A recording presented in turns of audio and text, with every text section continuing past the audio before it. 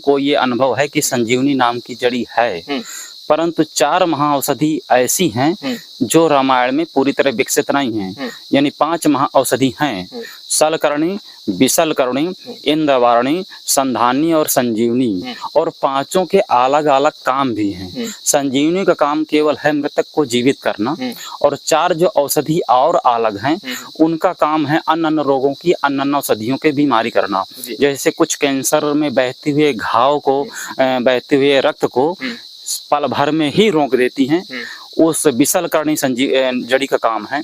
ठीक उसी तरह कैंसर के अणु जो होते हैं, जो कैंसर के वायरस होते हैं, उनको मारने का काम होता है इंद्राणी नाम की जड़ी होती है, उसका काम होता है।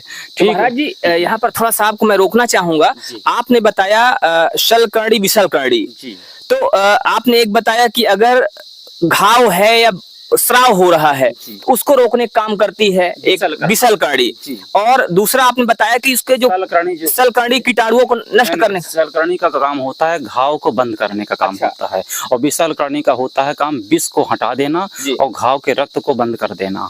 तो इससे क्या ये अनुमान लगाया जाए या ये क्या समझा जाए कि जो ये कैंसर के इतने ज्यादा पीड़ित लोग हैं आज के जमाने में, लोगों के पास कोई उपचार नहीं है, और अगर देखा जाए तो वास्तव में कोई उपचार दिखाई नहीं दे रहा लोगों को, तो क्या आयुर्वेद से कैंसर का उपचार संभव है?